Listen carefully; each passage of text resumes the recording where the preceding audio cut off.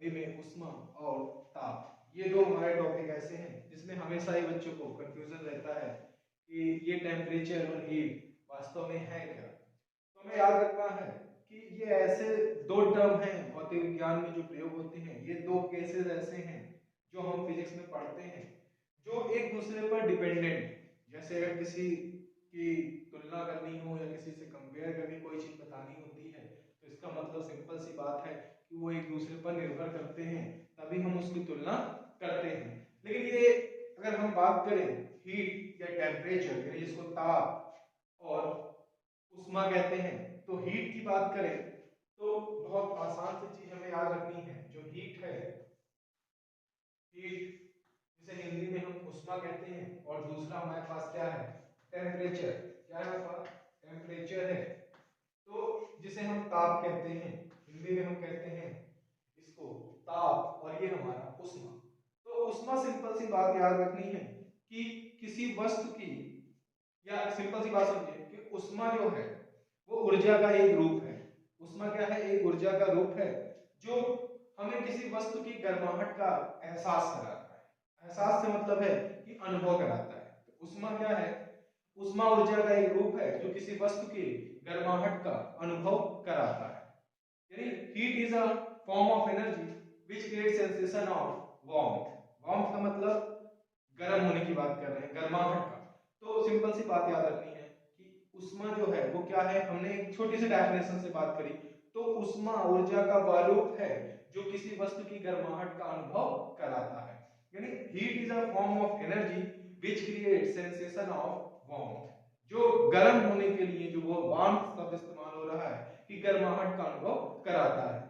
अगर बात करें हीट की, तो दूसरे शब्दों में हम ये भी पढ़ सकते हैं कि हीट जो होता है वास्तविकता में अगर देखा जाए तो हमने देखा है कि जब अपने हाथ को हम एक बार ऐसे रगड़ रहे हैं तो उतना गर्म नहीं हो रहा, दो बार रगड़ रहे हैं तो उतना गर्म, लेकिन बार बार अगर इस चीज को रगड़ रहे हैं तो हम क्या देख रहे हैं, अगर एक छोटा सा पार्टिकल है मैं इसको ऐसे रब करूंगा कोई हीट प्रोड्यूस नहीं होती है। तो हीट की एक और बेसिक सी डेफिनेशन अगर हम पढ़ना चाहें तो हम इतना कह सकते हैं कि the sum of the internal kinetic energy of all the particles of a substance is called heat of a substance. यानी the sum जोड़ना है किसका, internal kinetic energy of the particles of a substance is called heat। यानी किसी वस्तु की समस्त अणुओं की गतिज ऊर्जाओं का जो योग होता है उसे हम उष्मा कहते हैं। किसी वस्तु की समस्त अणुओं की गतिज ऊर्जाओं का जो योग है उसे भी हम उष्मा कहते हैं।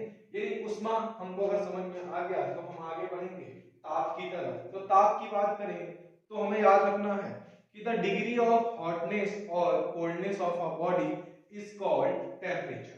द डिग्री ऑफ हॉटनेस और coldness of a body is called temperature. यानी किसी वस्तु की गर्माहट अथवा ठंडेपन का जो अनुभव कराता है वो हमारा क्या कहलाता है, ताप कहलाता है। या बोल सकते हैं कि किसी वस्तु की गर्माहट अथवा ठंडेपन का या गर्माहट अथवा ठंडेपन का अनुभव जो डिग्रियों में कराता है उसे हम क्या कहते हैं, ताप कहते हैं। तो हमें याद रखना है द डिग्री ऑफ हॉटनेस और coldness of a body is called temperature. किसी वस्तु की गर्माहट अथवा ठंडेपन को जो डिग्रियों में मापने की घटना होती है वो क्या कहलाता है, ताप कहलाता है। या किसी वस्तु की गर्माहट अथवा ठंडेपन का जो एहसास होता है वो ताप कहलाता है। और ये किसी वस्तु की गर्माहट का जो एहसास कराता है वो उष्मा कहलाती है। ठीक है, तो इतनी सी बात हमें याद रखनी है। डिग्री ऑफ हॉटनेस और coldness of a body is called temperature. अगर हम बात करें वापस उष्मा की तो हमें याद रखना है it is also a form of energy. ये भी ऊर्जा का ही एक रूप है। और हम सब लोगों ने पढ़ रखा है कि ऊर्जा जो होता है, जो ऊर्जा है हमारी, वो कार्य कराने के लिए सक्षम होती है। या हमने पढ़ रखा है कि अगर हम कभी कार्य करते हैं तो उससे ऊर्जा का ह्रास यानी ऊर्जा खत्म होती है। In the capacity to do work is called energy. मतलब जब भी हम कोई काम कर रहे हैं तो एनर्जी का लॉस होगा। इट मींस जब हमारे पास हीट हो, अगर हम कोई काम करेंगे हीट की मदद से तो हीट का लॉस होगा, सिंपल सी बात है। तो heat is a form of energy. But heat और वर्क में जो मेजर डिफरेंस है, मतलब हीट और वर्क मतलब उष्मा और कार्य में जो अंतर है, या इसकी बात करें तो इसमें मैकेनिकल वर्क डन होता है। कार्य के लिए हमें कुछ ना कुछ यांत्रिकी से संबंधित घटनाएं करनी होती हैं, जबकि इसके साथ ऐसा नहीं है। इससे उस ऊर्जा का स्थानांतरण बिना यांत्रिकी घटना किए भी हम ट्रांसफर कर सकते हैं। किसकी सहायता से? उष्मा की सहायता से। ये भी ऊर्जा है, और जो एनर्जी है वो तो हमें पता ही है कि the capacity to do work is called energy. कार्य करने की क्षमता ही क्या कहलाती है? ऊर्जा कहलाती है। इतनी सी बात हमें याद रखनी है कि उष्मा में कोई हमारा यांत्रिक वाला कार्य नहीं होता, कोई मैकेनिकल वर्क नहीं होता है एनर्जी के ट्रांसफर करने के लिए। और टेम्परेचर, जैसा कि हमने बताया, द डिग्री ऑफ हॉटनेस और coldness of a body is called temperature. ये भी हम कह सकते हैं temperature define the flow of heat. Simple सी बात है ना, temperature defines the flow of heat, यानी किसी वस्तु का ताप ही यह निर्धारित करता है कि उष्मा का प्रवाह कहां होगा। ये भी बोल सकते हैं temperature decided the flow of heat from higher temperature to lower temperature, यानी ताप यह निर्धारित करता है कि किसी वस्तु से उष्मा का स्थानांतरण उच्च ताप वाली वस्तु से निम्न ताप वाली वस्तु की ओर होगा। ठीक है, तो अगर हम बात करें हीट की, तो हीट के लिए हम यूनिट जो यूज करते हैं, हमने कहा ये also a form of energy, तो इसके लिए जो यूनिट होता है यूज वो होती है जूल। हीट के लिए जो एनर्जी का जो हमारे पास यूनिट है वही यूज होता है जूल। इसके अलावा भी एक इसकी हीट की यूनिट है वो है कैलोरी, जिसमें कि हम लोगों ने पढ़ा था क्या? कैलोरी। और हमको पता है कि 1 कैलोरी जो है वो 4.18 जूल के बराबर होता है। उष्मा का जो एक अन्य मात्रक है वो कैलोरी है, और एक कैलोरी जो है 4.18 जूल के बराबर होता है, यानी 1 calorie is equal to the 4.18 joule. ठीक, अगर हम बात करें टेम्परेचर की भाई, तो टेम्परेचर जो होता है इसके लिए हमारे पास बहुत यूनिट है। डिग्री सेल्सियस है, डिग्री फ़ारेनहाइट है, डिग्री रियूमर है, और एक यूज करते हैं हम लोग केल्विन, जिसको के से रिप्रेजेंट करते हैं, और ये हमारा क्या है? एसआई यूनिट भी होता है। यानी टेम्परेचर की मेजरमेंट करने के लिए हमारे पास सेल्सियस है स्केल, फ़ारेनहाइट स्केल है, और र्यूमर स्केल है, और साथ ही साथ कौन सा स्केल है? केल्विन स्केल है। तो हम किस बात को ध्यान में रखेंगे कि हीट, किसी ने पूछा उष्मा क्या है, तो हम कह सकते हैं उष्मा ऊर्जा का वह रूप है जो किसी वस्तु के गर्माहट का अनुभव कराता है, यानी heat is a form of energy which create sensation of warmth. और टेम्परेचर की बात करें तो द डिग्री ऑफ हॉटनेस और coldness of a body is called temperature. किसी वस्तु की गर्माहट अथवा ठंडेपन को डिग्रियों में मापना ताप कहलाता है, या डिग्रियों में प्रदर्शित करना ताप कहलाता है। ताप का जो मात्रक है degree Celsius, degree Fahrenheit, rumour और केल्विन होता है, जबकि हीट के जो यूनिट है, यानी हीट का जो मात्रक है वो जूल है, कैलोरी है, और 1 calorie is equal to 4.18 joule. यदि हम किसी वस्तु के ऊपर 4.18 जूल का काम कर देंगे तो हम उससे 1 कैलोरी हीट प्रोड्यूस कर सकते हैं। If we have contain 1 calorie of heat, then you are capable to do 4.18 joule of work with the help of heat. यानी अगर हमारे पास 1 कैलोरी उष्मा है तो हम उस 1 कैलोरी की उष्मा की मदद से 4.18 जूल कार्य कर सकते हैं। तो अब हम बात करते हैं टेम्परेचर की। तो अगर टेम्परेचर के मेजरमेंट की बात करें तो मेजरमेंट ऑफ टेम्परेचर, ये ताप मापने के लिए हमने पहले ही बता दिया है कि टेम्परेचर क्या होता है। टेम्परेचर ये भी डिसाइड करता है कि वेयर हीट इज फ्लो। ताप ये निर्धारित करता है कि उष्मा किधर प्रवाहित होगी, यानी उच्च ताप की वस्तु से निम्न ताप की ओर प्रवाहित होगी, यानी हीट ट्रांसफर होगा from higher temperature to the lower temperature. तो सबसे पहले हम बात करें तो डिग्री सेल्सियस स्केल की, तो सबसे पहले 1710 ईस्वी में अगर हम बात करें 1710 में, किसकी बात करें? हम बात करें इन 1710, 1710 में जो हमारे पास आंद्रेस सेल्सियस थे, उन्होंने एक ऐसे स्केल को खोजा जिसकी सहायता से हम ताप को आसानी से ज्ञात कर सकते हैं। तो इसके लिए उन्होंने क्या किया कि एक कोई ऐसा सब्सटेंस ढूंढा। सिंपल सी बात है कि हम कैसे बता सकते हैं किसी वस्तु का ताप कितना है जब हमारे पास कोई स्केल ही ना हो। तो उसके निर्धारण करने के लिए आंद्रेस सेल्सियस साहब जो थे, कौन? आंद्रेस सेल्सियस साहब, तो उन्होंने एक स्केल बनाया, और उस स्केल का मानक उन्होंने एक ऐसे पदार्थ को माना, यानी उस स्केल का जो स्टैंडर्ड है उन्होंने एक ऐसे सब्सटेंस की मदद से फाइंड करा जो सब्सटेंस हमें नेचुरली तीनों स्टेट में मिलते हैं, यानी जो पदार्थ हमें तीनों ही स्टेट में मिलता है, और वो पदार्थ हम सबको पता है क्या है? हमारा जल है। हमें पता है कि अर्थ पे जल हमें तीनों ही स्टेट में, यानी पानी हमें तीनों ही अवस्थाओं में मिलता है, सॉलिड, लिक्विड, गैस। लिक्विड में हमें वाटर के फॉर्म में मिलता है, सॉलिड में हमें बर्फ के फॉर्म में मिलता है, और गैसियस स्टेट में हमें पता है कि वाष्प के रूप में हमें मिलता है। तो उन्होंने एक ऐसा स्केल बनाया, उन्होंने क्या किया? एक ऐसा स्केल बनाया जिसमें उन्होंने कहा जिस पे वो बिंदु या वह ताप जिस पे कोई वस्तु जो है द्रव से ठोस में परिवर्तित होने लगता था तो उसे उन्होंने क्या कह दिया, फ्रीजिंग पॉइंट। उसे उन्होंने क्या कहा, फ्रीजिंग पॉइंट। और इसको इन्होंने मान लिया कि ये जीरो होगा। कौन जीरो होगा, जिसपे कोई वाटर इनको किस फॉर्म में मिलेगा, आइस के फॉर्म में मिलेगा, वो जीरो होगा। और जिस टेम्परेचर पे वाटर इनको किसके फॉर्म में मिलेगा, वेपर के फॉर्म में मिलेगा, इसको इन्होंने कह दिया ये सबसे पीक पॉइंट होगा, ये सबसे हाईएस्ट पॉइंट होगा। और उसको उन्होंने क्या कर दिया, बोला वो 100 है।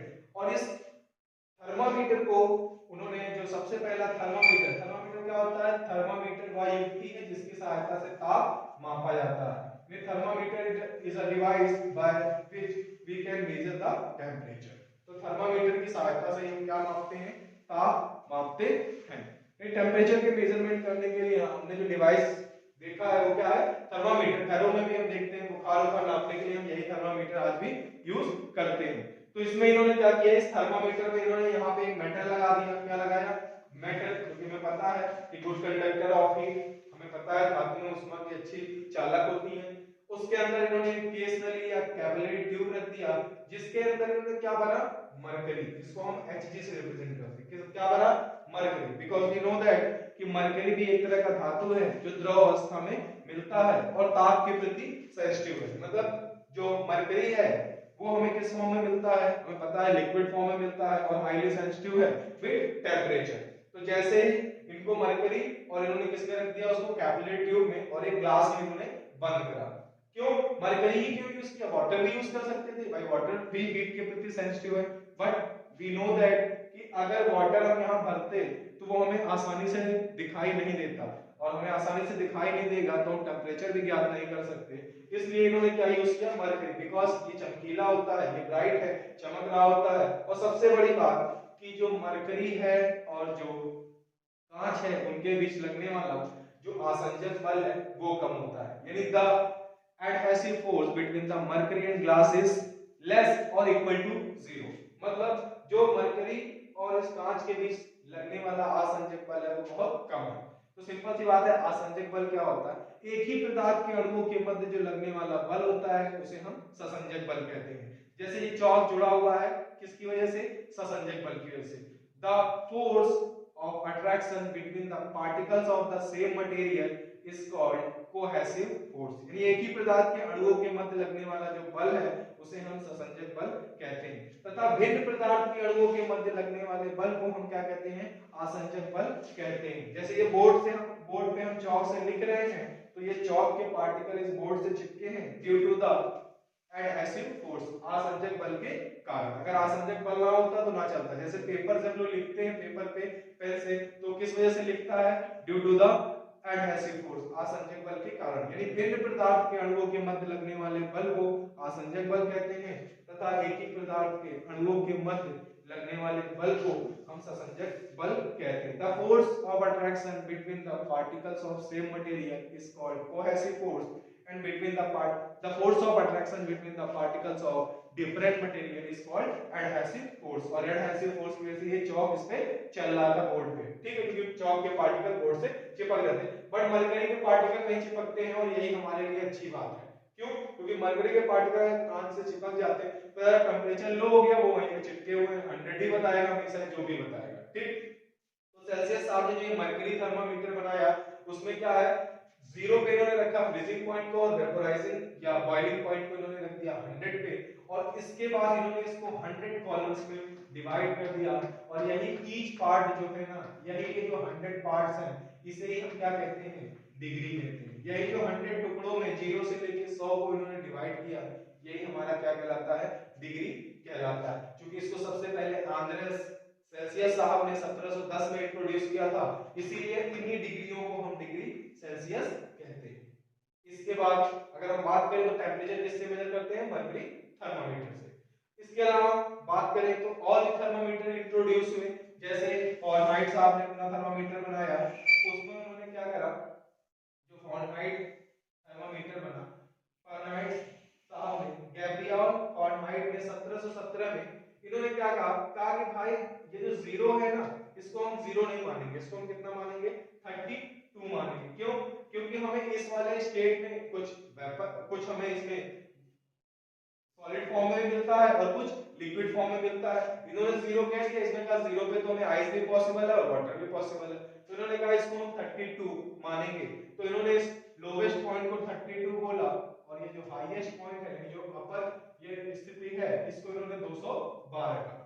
और बाद में इसको इन्होंने कितने पार्ट में डिवाइड कर दिया, इन्होंने 180 पार्ट में इसको डिवाइड करा। कितने पार्ट में डिवाइड करा, 180 में। किसने, गैब्रियल फारेनहाइट ने। किसने, गैब्रियल फारेनहाइट ने।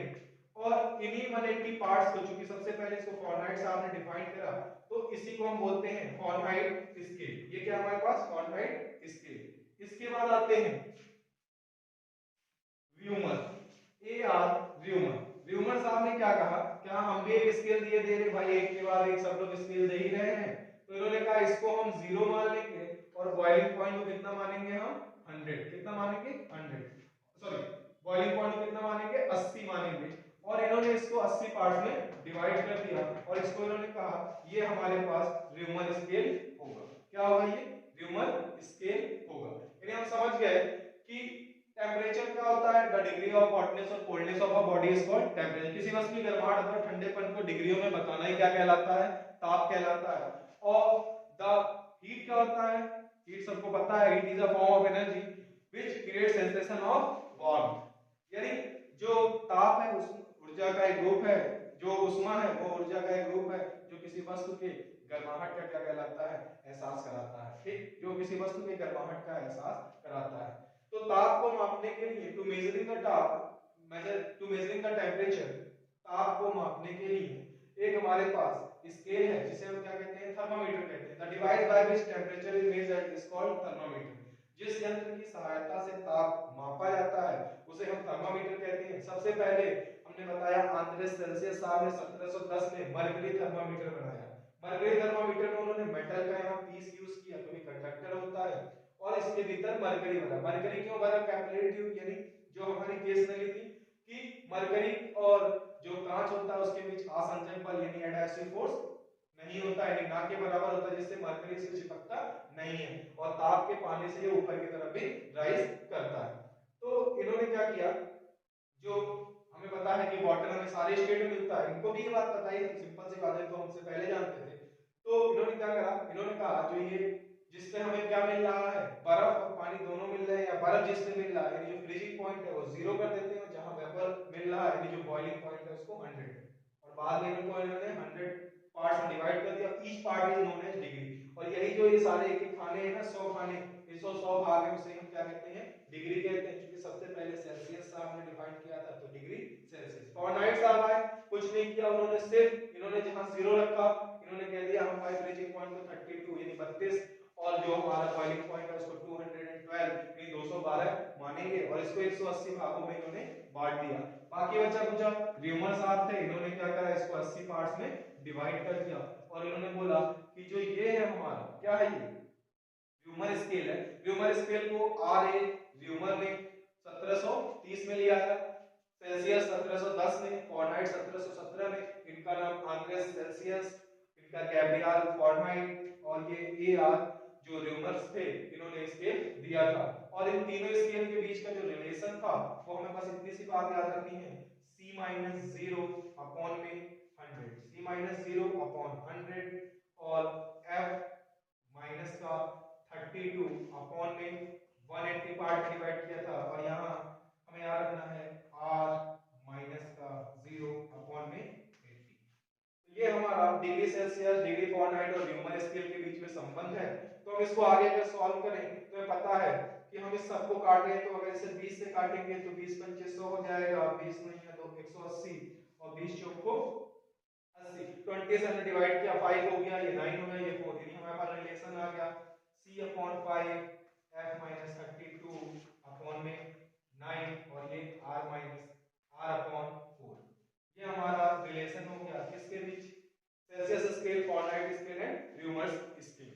ठीक है, ये हमारे संबंध हो गए इन स्केल्स के बीच। इसके अलावा जो हमारा सबसे मेन स्केल यूज होता है वो हमारे पास है केल्विन स्केल। और केल्विन स्केल जो है उसने अपने आप को, जो केल्विन साहब थे उन्होंने जो बेस माना वो उन्होंने माना किसको, सेल्सियस स्केल को। सेल्सियस स्केल को उन्होंने बेस मान के ये कहा कि कि भाई जो वाटर है वो पूरी तरीके से, जो हमने देखा है वाटर को, वो 0 डिग्री पे आके वो पूरी तरीके से, यहाँ पे उन्होंने देखा कि 0 पे भाई ये पूरी तरीके से सॉलिड में कन्वर्ट नहीं होता है 0 डिग्री सेल्सियस में। किसने? केल्विन साहब ने देखा कि 0 डिग्री सेल्सियस पे ये पूरी तरीके से बर्फ में नहीं बदलता है। तो उन्होंने इसको पीछे बढ़ाया और क्या देखा कि 273.13 273.13 डिग्री जो सेल्सियस टेम्परेचर था माइनस में, उसमें इनको पूरी तरीके से किस फॉर्म में मिला वाटर? सॉलिड के फॉर्म में, यानी किसके फॉर्म में मिला? बर्फ के फॉर्म में मिला। तो इन्होंने कहा कि जब भी कोई चीज किसके? सेल्सियस स्केल में होगी, किसमें होगी? सेल्सियस स्केल में, तो उसको केल्विन में बदलने के लिए कुछ नहीं करना, डिग्री सेल्सियस के स्केल में 273 ऐड कर देना। कितना ऐड कर देना है? डिग्री सेल्सियस के स्केल में जो भी टेम्परेचर आएगा उसमें हमें 273 क्या कर देना है? ऐड कर देना है। यानी कभी किसी ने कह दिया कि 10 डिग्री सेल्सियस को केल्विन में बदलो, तो बहुत आसान है कि हम यहाँ 10 डिग्री सेल्सियस का 10 लिख देंगे और ये 273 और हमारे पास आ जाएगा 283। यानी केल्विन स्केल पे जो टेम्परेचर होगा वो कितना हो जाएगा? 283। यानी ताप को मापने के लिए हमारे पास कितने स्केल दिख रहे हैं? यहाँ पे 4, डिग्री सेल्सियस, फॉरेनहाइट, व्यूमर्स और केल्विन। हमने ज्यादातर देखा होगा जब हम पढ़ते हैं, जब हमारे थर्मामीटर मिलते हैं हमको डिग्री सेल्सियस एंड फारेनहाइट में मिलते हैं, व्यूमर्स, और ये हमारा केल्विन, यानी डिग्री सेल्सियस से हम किसी को भी आसानी से केल्विन में बदल सकते हैं। तो ये हमारा हो गया ताप और उष्मा का एक छोटा सा टॉपिक, जो हमें लगता है कि आपको आसानी से समझ में आया